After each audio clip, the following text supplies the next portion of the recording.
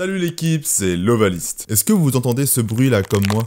Si, tendez bien l'oreille, ouais. C'est évidemment le son du crunch qui arrive à très grands pas. En effet, le 15 de France se déplace samedi à Twickenham dans l'antre de son pire ennemi, un stade particulièrement hostile où il ne s'est pas imposé depuis 2005. C'est donc un nouveau défi qui s'annonce pour la bande à Galtier et on va voir quelle risque d'être la compo alignée pour l'occasion. Mais avant de commencer, je voulais vous remercier pour votre soutien parce que la chaîne vient de dépasser les 30 000 abonnés la semaine dernière. Merci beaucoup, c'est énorme, j'ai du mal à me rendre compte qu'avec tout ce nombre d'abonnés, on pourrait presque remplir le stade de Chabandelmas. Maintenant, le prochain objectif, ce serait de pouvoir remplir le stade Pierre-Mauroy de Lille qui a environ 50 000 places, mais vu que 50% des gens qui me regardent ne sont pas encore abonnés, je me dis que c'est un objectif qui est assez réalisable. Donc voilà, c'était juste un petit mot pour vous dire merci. Maintenant, trêve de blabla, passons à la compo. En première ligne, toujours Baye et Marchand, ça bouge pas. À droite, maintenant, se pose la question de qui va prendre la place du numéro 3 après les suspensions successives d'Antonio et d'Awas. La logique voudrait selon moi que ce soit Falatea qui démarre, mais peut-être est-il considéré par Galtier comme un finisseur,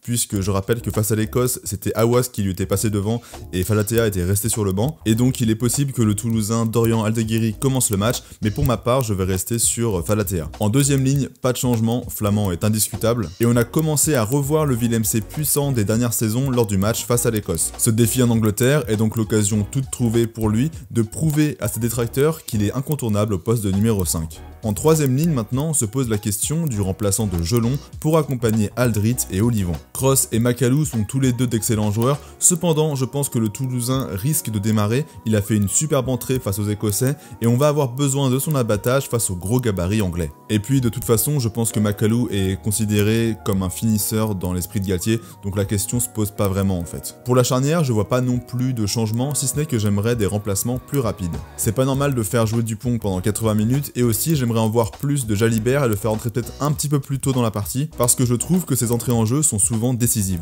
Donc Dupont et Ntamak pour démarrer, mais ne pas hésiter non plus à faire entrer du 109 dès qu'un peu de fatigue se fait ressentir. Au centre, encore une fois, je pense que Danty peut être une bonne option. Je sais pas s'il est prêt physiquement pour un match international, mais ça fait 2 semaines qu'il a repris avec La Rochelle, et son impact physique serait d'une grande utilité, d'abord pour contrer la puissance de Lorenz, qui sera sûrement son vis-à-vis s'il est aligné, mais également pour aller créer des points de fixation et viser la zone de Farrell pour mettre le doute dans le jeu anglais. Et évidemment, en 13, la question se pose même pas, qui d'autre que Gaël Fickou. Pour le triangle arrière, je garderai les mêmes ailes, donc Penaud et Dumortier. Par contre, pour le numéro 15, je me dis qu'au vu de la puissance de feu anglaise concernant le jeu au pied, un retour de Melvin Jaminet pourrait être opportun. On a été mis en difficulté dans ce secteur face aux Écossais, et ça risque d'être compliqué face aux Anglais, alors pourquoi pas un retour de Melvin Jaminet? Je pense que son long jeu au pied peut nous soulager sur certains ballons. Je vous laisse quelques secondes pour regarder la compo dans son ensemble, et on va passer au banc des remplaçants, où là aussi il y a plusieurs changements. Au talon, je pense que Movaka va être préféré à Barlow, il revient hyper fort avec Toulouse en ce moment, et son retour pourrait permettre à Marchand d'être remplacé plus tôt dans le match. En pilier gauche, Wardy, à droite Aldeguerri, en deuxième ligne Tao Fifenua, ça c'est du classique,